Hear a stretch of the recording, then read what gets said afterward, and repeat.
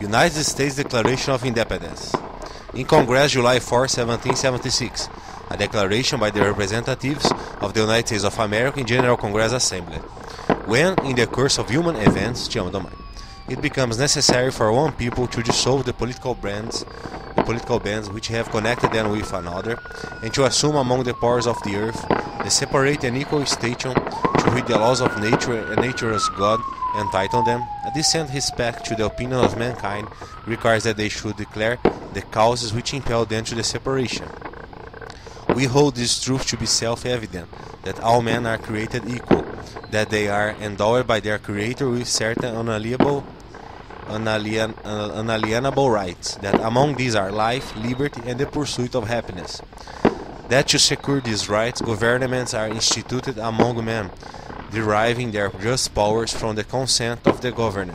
That whenever any form of government becomes destructive of these ends, it is the right of the people to alter or abolish it, and to institute a new government, laying its foundation on such principles and organizing its powers in such form as to them shall seem most likely to affect their safety and happiness.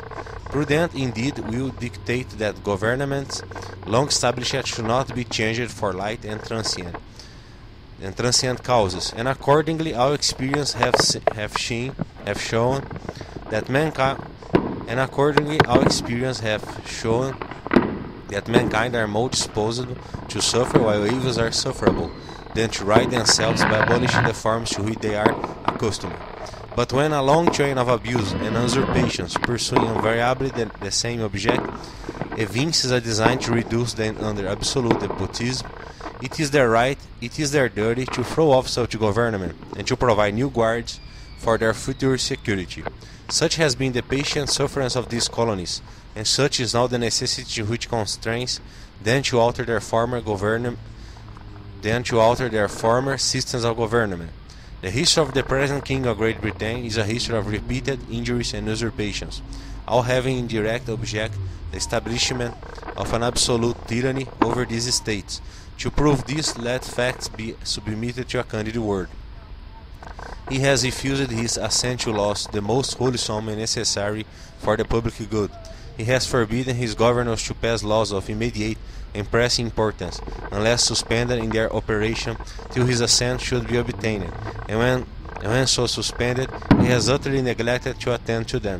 He has refused to pass other laws for the accommodation of large districts of people, unless those people would relinquish the right of representation in the legislature, a right inestimable to them and formidable to tyrants only.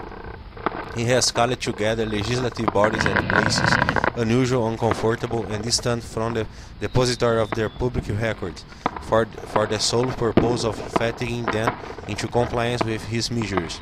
He has dissolved the representative house repeatedly for opposing with manly firmness his invasions on the rights of the people. He has refused for a long time after such dissolutions to cause others to be elected, whereby by legislative powers incapable of annihilation have returned to the people at large for their exercise, the state remaining in the meantime exposed to all the dangers of invasion from without and convulsions within. In every stage of these oppressions we have petitioned for redress in the most humble terms.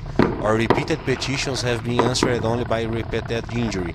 A prince whose character is thus marked by every act which may define a tyrant is unfit to be the ruler of a free people. Nor have we been wanting in attentions to our British brethren. We have warned them from time to time of attempts by their legislature to extend an unwarrantable jurisdiction over us. We have reminded them of the circumstance of our emigration and settlement here. We have appealed to their native justice and magnanimity, and we have conjured them by the ties of our common kindred to disavow these usurpations, which would inevitably interrupt our connections and correspondence. They too have been deaf to the voice of justice and consanguinity. We must therefore acquiesce in the necessity which denounces our separation, and hold them as we hold the rest of mankind, enemies in war, in peace, friends. We therefore, the representatives of the United States of America in General Congress Assembly, appealing to the Supreme Judge of the world for the rectitude of our intentions, do in the name and by the authority of the good people of these colonies solemnly publish and declare that these united colonies are and of right ought to be free and independent states, and they are absolved from all allegiance to the British Crown, and that all political connection between them and the state of Great Britain is and ought to be totally dissolved, and that as free and independent states they have full power to levy war, conclude peace, contract alliance, establish commerce, and to do all other acts and things which independent states may of right do. And for the support of this declaration, with a firm reliance on the protection of the divine providence, we mutually pledge to each other our lives, our fortune, and our sacred honor. Signed by order and in behalf of the Congress, John Hancock, President. Attest Charlie Thompson, Secretary. Among the vicissitudes incident to life, I believe there is one supreme, most perfect being out and fathers of themselves.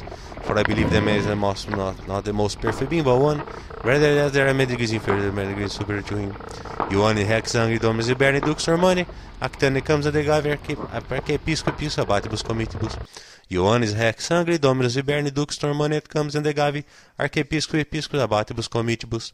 Ioannis Rex Angli Dominus Iberni Dux Normani et comes and the Gavi Archiepiscopus Abatibus Comitibus. Tutti glistati, tutti domini, tutti glistati, tutti domini.